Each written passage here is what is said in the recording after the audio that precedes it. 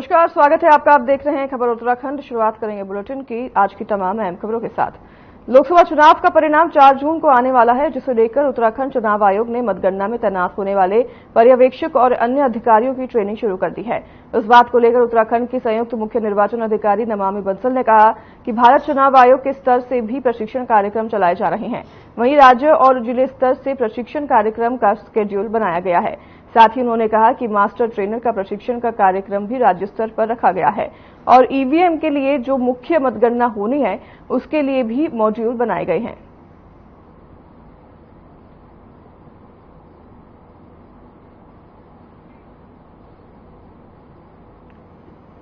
चुनाव आयोग ने मतगणना के लिए तमाम तैयारियां कर ली हैं। अलर्ट मोड पर लगातार नजर आ रहा है। अधिकारियों ने अपनी तैयारियां और अपने काम शुरू कर दिए हैं। प्रशिक्षण कार्यक्रम का भी आयोजन किया गया है। तो वहीं बता दें कि ईवीएम में जो भी काउंटिंग होगी उसको लेकर भी सभी समीक्षा की जा रही है और तमाम समीक्षाओं को लेकर बैठक की गई है और उस बैठक में जरूरी दिशा निर्देश दिए गए हैं सभी अधिकारियों को। चुनाव आयोग लगातार 4 जून को होने वाले मतगणना की तैयारियों में जुटा हुआ है।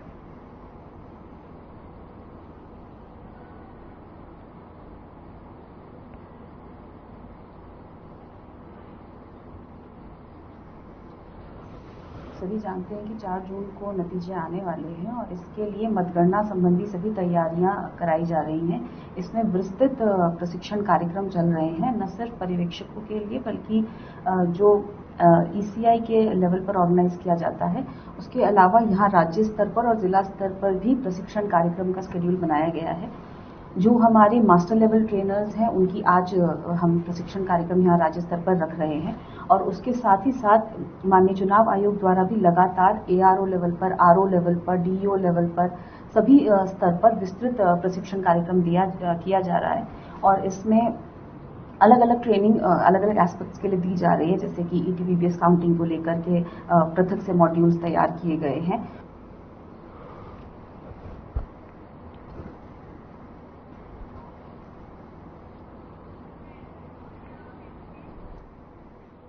चारधाम यात्रा 10 मई से शुरू हो चुकी है। तो वहीं आने वाले समय में मानसून के बीच चारधाम यात्रा मार्गों में होने वाली खराबी के लिए लोक निर्माण विभाग ने कमर कस ली है। इस बात को लेकर लोक निर्माण विभाग ने सचिव डॉक्टर पंकज कुमार पांडे ने आगे कहा कि जिन जगहों पर बारिश की वजह से लैंडस्लाइड या रोड ब्लॉक की स्थिति हो सकती है वहां पर जेसीबी मशीनों को रखने की तैयारी है। साथ ही उन्होंने कहा कि हाईवे से हटकर वैकल्पिक मार्गों को भी उन्होंने दुरुस्त किया हुआ है ताकि जरूरत पड़ने पर यातायात को उन जगहों से संचालित किया जा सके।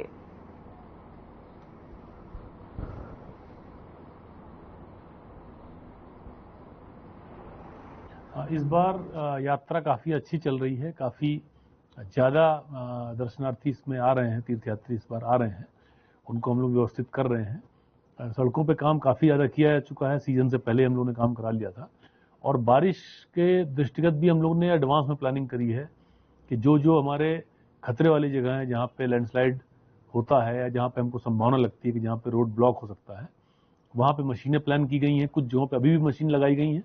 बाकी सारी जो हमारा मानसून प्लान जब स्टार्ट होता है, मानसून अनाउंस होता है कि इतनी तारीख से मानसून आने की संभावना है, उस डेट से हम लोग डिप्लॉय करते हैं कि मशीनें हायर करते हैं, कुछ अपने डिपार्टमेंट से लगाते हैं।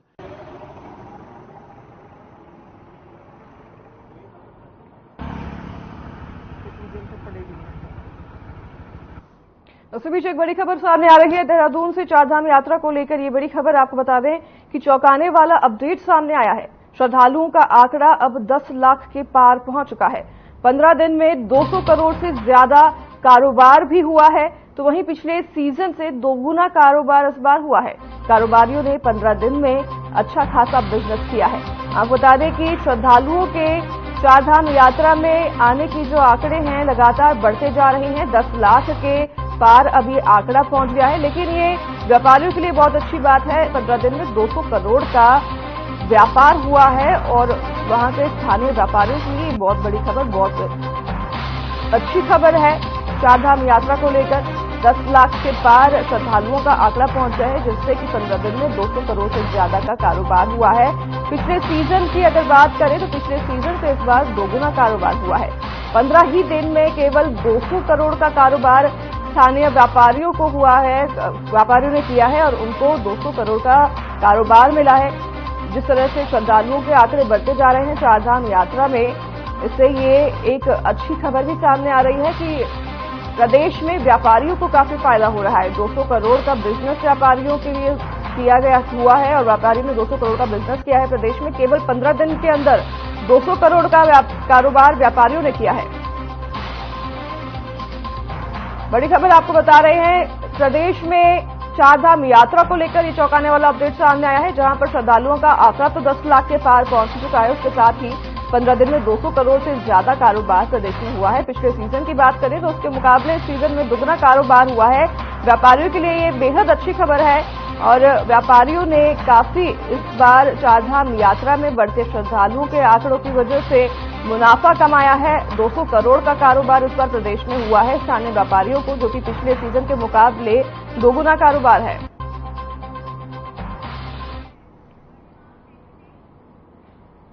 तो वहीं रिस्पना नदी के किनारों पर साल 2016 के बाद किए गए 150 अवैध निर्माण पर मसूरी देहरादून विकास प्राधिकरण एमडीडीए की टीम ने नोटिस जारी किए हैं। दरअसल नेशनल ग्रीन ट्रिब्यूनल एनजीटी की ओर से 30 जून तक अतिक्रमण हटाने के निर्देश दिए गए हैं। नोटिस मिलने के बाद बड़ी संख्या में मलिन बस्तीवासी आपत्ति दर्ज कराने पहुंच रहे हैं। वहीं एनजीटी के निर्देश पर रिस्पना के किनारे स्थित 27 मलिन बस्तियों में किए गए सर्वे में वर्ष 2016 के बाद 525 निर्माण चिन्हित किए गए, जिनमें से कि 413 अतिक्रमण रिवर फ्रंट योजना के लिए एनडीडीए को हस्तांतरित भूमि पर पाए गए हैं। वहीं नोटिस के तहत 1 सप्ताह के अंदर अवैध निर्माण हटाकर भूमि खाली करने की चेतावनी भी दी गई है।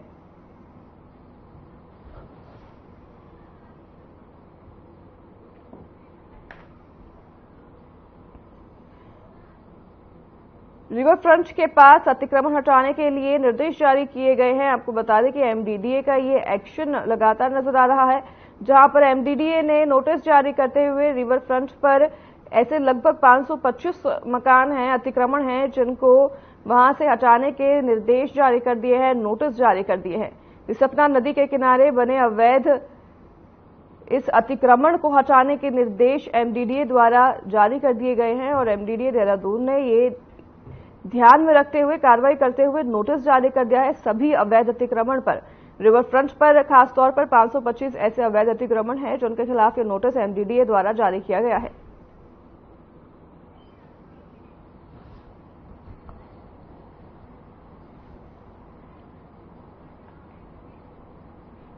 डेंगू और चिकनगुनिया की रोकथाम के लिए स्वास्थ्य विभाग की तरफ से जारी एडवाइजरी की गई है। इसके अंतर्गत सोर्स रिडक्शन और को प्रमुखता से उठाया गया है, जिसे लेकर सभी जिलों के डीएम और सीएमओ को निर्देश दे दिए गए हैं। इस बात पर देहरादून के सीएमओ डॉक्टर संजय जैन ने बताया कि इस संबंध में जिलाधिकारी के साथ बैठक भी हो चुकी है। तो वहीं उन्होंने आगे कहा कि जिलाधिकारी ने नगर निगम और नगर पंचायत को निर्देश भी जारी कर दिए हैं।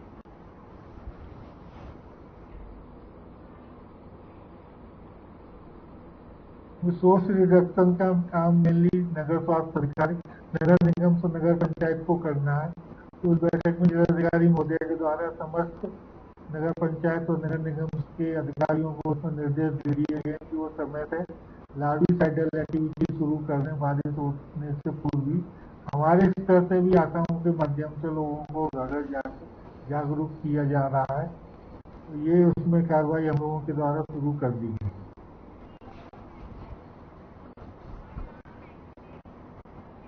लालकुआं में भीम आर्मी के कार्यकर्ता ने शुक्रवार को नगर पंचायत के अधिकारी का घेराव किया और उन्हें ज्ञापन सौंपा। बता दें कि नगर पंचायत प्रशासन की तरफ से वार्ड नंबर 3 के निवासी गरीब परिवार को 15 दिन के भीतर निवास स्थान खाली करने का नोटिस दिया गया था, जिसके खिलाफ भीम आर्मी ने नोटिस को निरस्त करने की मांग की है।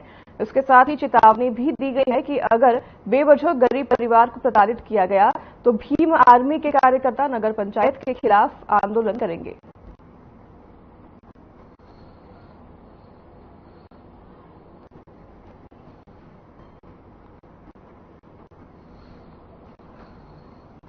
हमारे पास एक मामला आया था। लालकुआं में गरीब परिवार है और उसका नगर पालिका के द्वारा, नगर निगम के द्वारा उसको तोड़ने का फरमान जारी किया है, उनके घर को खाली करने का फरमान जारी किया गया। आज हम पीड़ित परिवार से मिले और पीड़ित परिवार की बात हमने सुनी, उन्होंने अपनी बात रखी हमारे सामने।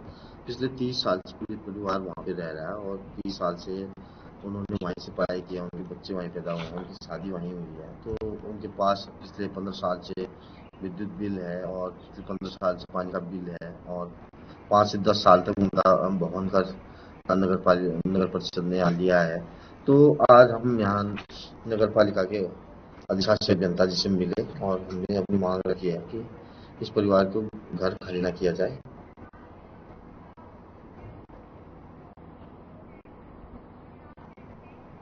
पौड़ी गढ़वाल ऐतिहासिक खेरालिंग गौथिक के मौके पर आयोजित क्रिकेट प्रतियोगिता का शुभारंभ ग्राम सभा संगुडा के पतवेखा खेल मैदान में क्षेत्रीय विधायक राजकुमार पौड़ी द्वारा किया गया।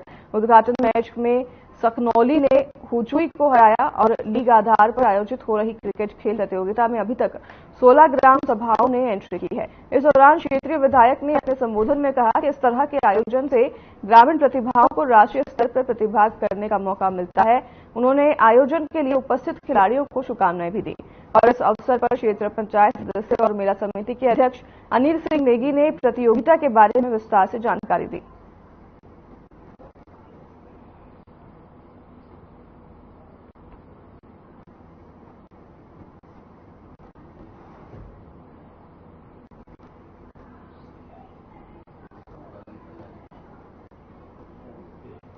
खेरालिंग महादेव क्रिकेट प्रतियोगिता के नाम से कल्चखाल विकासखंड के अंतर्गत ये प्रतियोगिता पहली बार शुरू की गई है और एक बड़ा मैदान वहां पर है जो पहले से बना हुआ है, उसका भी सदुपयोग करने के उद्देश्य से वहां के जो जागरूक लोग हैं, अपने मंदिर समिति के लोग, अनिल नेगी उसके अध्यक्ष हैं, संयोजक आदरणीय मुनियाल जी है, त्रिभुवन मुनियाल जी और अन्य वरिष्ठ लोग वहां क्षेत्र के वरिष्ठ लोग थे।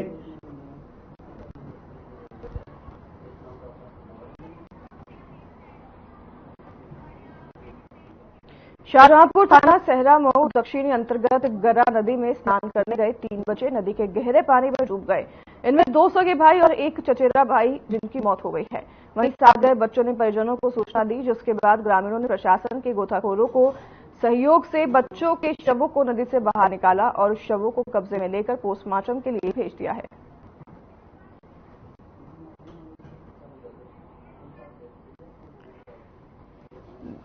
खबरें ऐसी लगातार आती रहती हैं और लगातार पुलिस प्रशासन भी और हम भी आप लोगों को सचेत करते रहते हैं कि अपने बच्चों को नहर के पास जाने से रोकें। एक और ऐसी खबर सामने आई है जहां पर नहर में डूबने से 3 बच्चों की मौत हो गई है, जिसमें 2 सगे भाई बताए जा रहे हैं और एक उनका चचेरा भाई था, जिन्हें गोताखोरों की मदद से फिर नदी में ढूंढा गया और शव को बरामद कर लिया है पुलिस ने, पोस्टमार्टम के लिए भी भेज दिया है। तो आगे की कार्रवाई में जुट गई है पुलिस।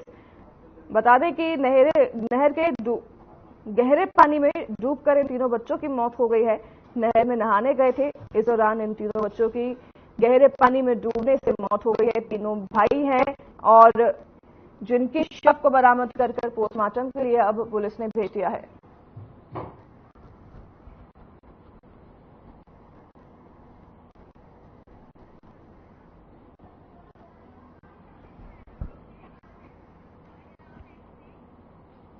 बीजेपी के प्रदेश अध्यक्ष महेंद्र प्रसाद भट्ट ने दावा किया कि प्रवासी उत्तराखंडियों का नरेंद्र मोदी को पूरा समर्थन है। साथ ही उन्होंने कहा कि बीजेपी दिल्ली, हरियाणा, हिमाचल, उत्तर प्रदेश और पंजाब में सभी सीटें जीतेंगी, जिस पर बीजेपी की प्रदेश प्रवक्ता सुनीता बोड़ाई विद्यार्थी ने कहा कि यह बात वह प्रदेश बीजेपी की चुनाव प्रचार में गई और टीमों का फीडबैक के आधार पर कह रही हैं। वहीं इस पर कांग्रेस के प्रदेश प्रवक्ता शिशपाल सिंह बिष्ट ने पलटवार करते हुए कहा कि प्रवासी उत्तराखंडी हमेशा उत्तराखंड की चिंता करते हैं और उत्तराखंड के ज्वलंत मुद्दों को उठाने का काम भी करते हैं। तो वहीं भू कानून की मांग पर अब तक सरकार ने उस पर कोई भी ध्यान नहीं दिया है। वहीं उन्होंने आगे मुख्यमंत्री पुष्कर सिंह धामी की छवि को लेकर कहा कि बेरोजगारों के प्रकरण के पेपर लीक से बेरोजगार मुख्यमंत्री से नाराज हैं।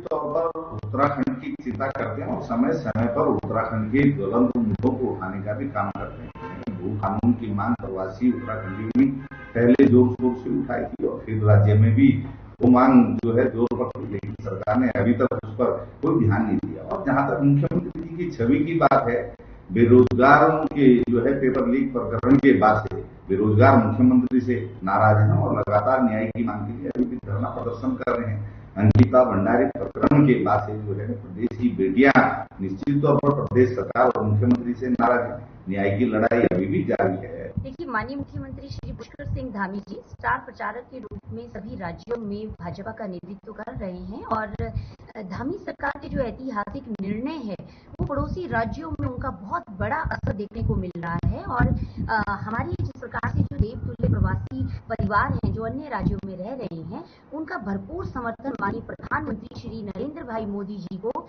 मिल रहा है और उन्होंने माननीय प्रधानमंत्री श्री नरेंद्र भाई मोदी जी को तीसरी बार प्रधानमंत्री बनाने का जो संकल्प लिया है उसके लिए हमारे सभी देवतुल्य परिवारों का हमें पूरा आशीर्वाद मिल रहा है।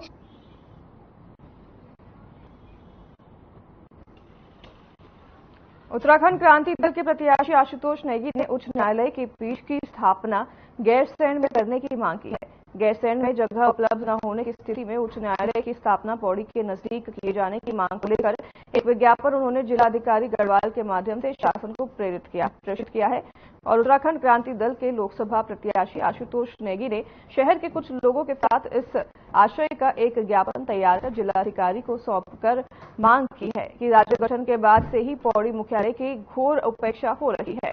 वहीं तमाम कार्यों का कामकाज भी देहरादून से हो रहा है।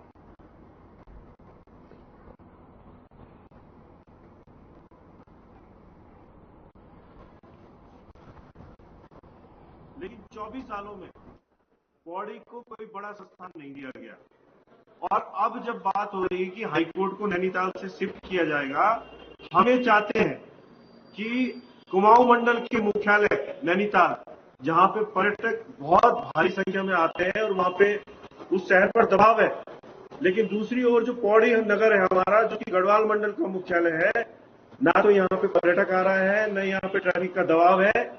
यहाँ पर अगर हाईकोर्ट को शिफ्ट कर दिया जाता है तो इस शहर की जो रौनक उत्तर प्रदेश के जमाने में थी वो लौट आएगी।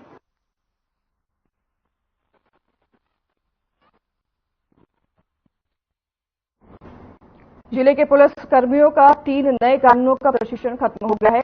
पुलिस अधिकारी और कर्मचारियों को 4 चरणों में प्रशिक्षण दिया गया और 1 जुलाई से जिले से सभी पुलिस कार्रवाई नए कानूनों के तहत की जाएगी। आपको बता दें कि पुलिस मुख्यालय के निर्देश पर 30 अप्रैल से पुलिस अधिकारी और कर्मचारियों को नए कानूनों की जानकारी देने के लिए 5 दिवसीय कार्यशाला शुरू की गई थी।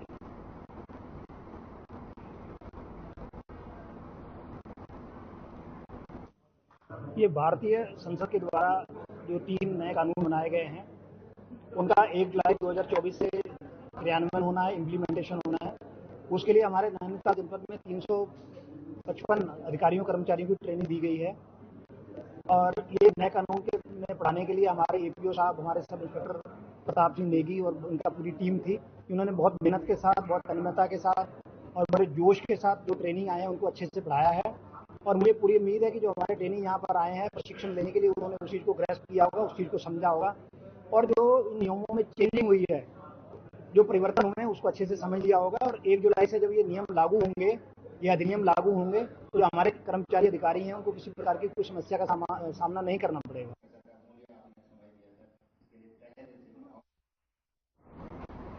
हालात जो भी हो पर हौसला जरूरी होता है। यह बात ऋषिकेश में रहने वाली दिव्यांग नीरजा गोयल पर बिल्कुल सटीक बैठती है। एक पैसे दिव्यांग होने के बावजूद नीरजा गोयल अपना एक सामाजिक ट्रस्ट चला रही है जिसके माध्यम से वह जरूरतमंद मरीजों को दवाइयां उपलब्ध कराने का काम कराती हैं। वहीं उनको महंगे मेडिकल इंस्टीट्यूट उपलब्ध कराने से भी पीछे नहीं है। समय समय पर त्रिवेणी घाट पर भी उन्होंने बाबाओं को प्रतिदिन भोजन खिलाने का काम किया है। अब नीरजा ने 4 धाम यात्रा पर आए श्रद्धालुओं के लिए भोजन की व्यवस्था कर समाज में एक नजीर पेश की है। नीरजा के इस जज्बे को हर कोई सलाम कर रहा है।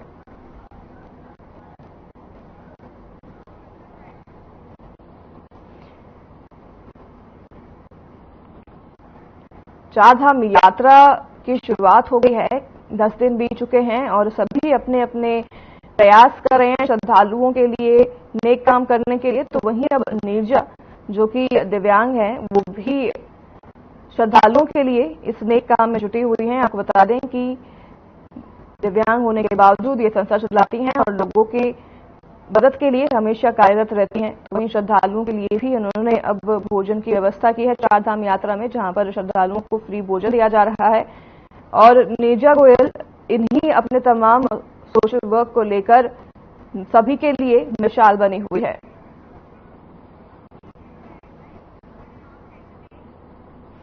अल्मोड़ा माल रोड में डामरीकरण किया गया, जिसके बाद लोगों ने राहत की सांस ली। डामरीकरण के लिए लोगों और जनप्रतिनिधियों ने कई बार धरना भी दिया, जबकि अल्मोड़ा विधायक मनोज तिवारी ने जल निगम को 2 दिन का अल्टीमेटम भी दिया है, जिसके बाद आज विभाग ने डामरीकरण का कार्य शुरू कर दिया है। जल निगम विभाग के अधिशासी अभियंता ने बताया कि पिछले लंबे समय से इसकी तैयारी की गई थी, पर मौसम के कारण कार्य नहीं हो पा रहा था। कार्य शुरू हो गया है और 2 दिन के अंदर डामर का कार्य पूरा हो जाएगा।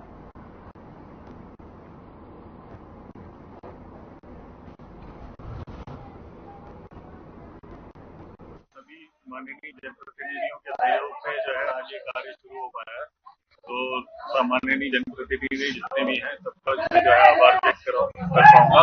थोड़ी सी ये थे कि एक छोटा पैच है रोड का, तो इसलिए हमें जो है ठेकेदार कोई जो है आजकल सारे जो है एनएच के पीडब्ल्यूडी के कारण में तो हमें जो है मशीनरी मिल नहीं पा रही थी। तो अब जो है सबके सहयोग से जो है आज कार्य शुरू हो गया, तो सभी का बहुत बहुत धन्यवाद। कब तक पूरा कर लेंगे काम को? ये आने वाले 20 दिन तक पूरा हो जाएगा, बस मौसम थोड़ा सा सहयोग और कर दे।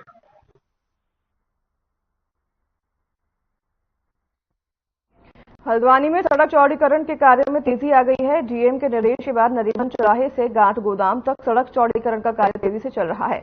इसके अलावा शहर के 13 चौराहों का भी चौड़ीकरण करने का काम किया जा रहा है। प्रशासन ने चौड़ीकरण की जद में आ रहे भवनों और दुकान के मालिकों को नोटिस देने का काम शुरू कर दिया है। साथ ही पर्यटकों और आम जनता को परेशानी न हो, उसके लिए रात में सड़क चौड़ीकरण करने का काम किया जा रहा है। तो वहीं उप जिलाधिकारी परितोष वर्मा का कहना है कि जिन स्थानों पर अक्सर जाम लगा रहता है, उन मार्गों को चौड़ा करने का काम किया जा रहा है।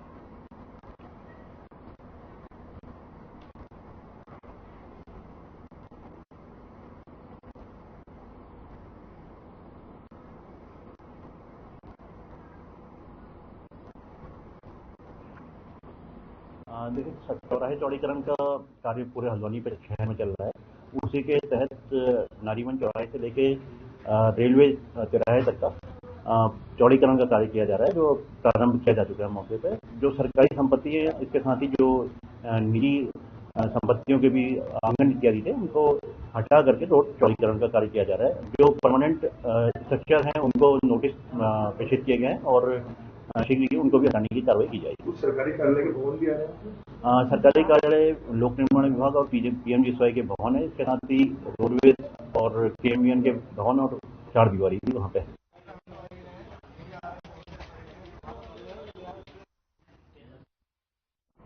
नगर निगम श्रीनगर के स्वीत गांव में इन दिनों गंदे पानी की आपूर्ति से ग्रामीण परेशान हैं, जिससे ग्रामीण पानी की समस्या से जूझते दिखाई दे रहे हैं। ऐसे में स्वीत निवासी अनिल दत्त तिवारी ने जल संस्थान से स्वीत गांव में जल सुचारू रूप से पेयजल आपूर्ति करवाने की मांग की है। जल संस्थान के अधिकारियों को ज्ञापन प्रेषित करते हुए शुद्ध पेयजल की आपूर्ति किए जाने की मांग की गई। तो वहीं विभाग के सहायक अभियंता कृष्णकांत ने कहा कि पेयजल योजना है, उसमें गंदा पानी आ रहा है। जल्द ही पेयजल संबंधित समस्या का निस्तारण किया जाएगा।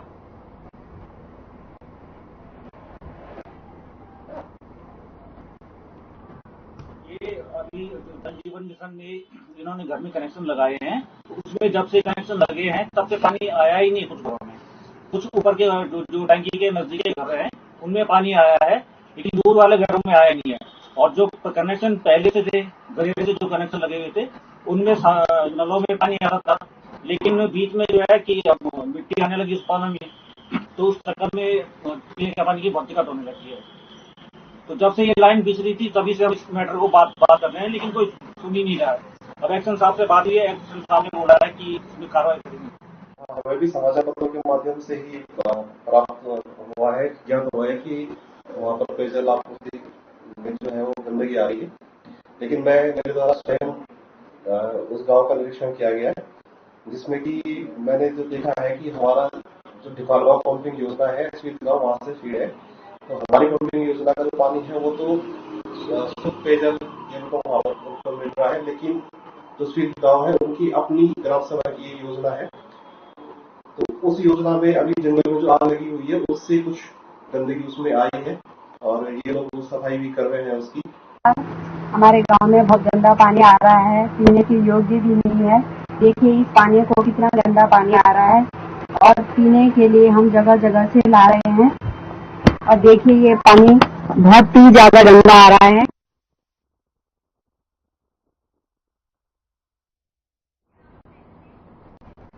तो उत्तराखंड के फिलहाल इस बुलेटिन में हमारे साथ बस इतना ही। नमस्कार।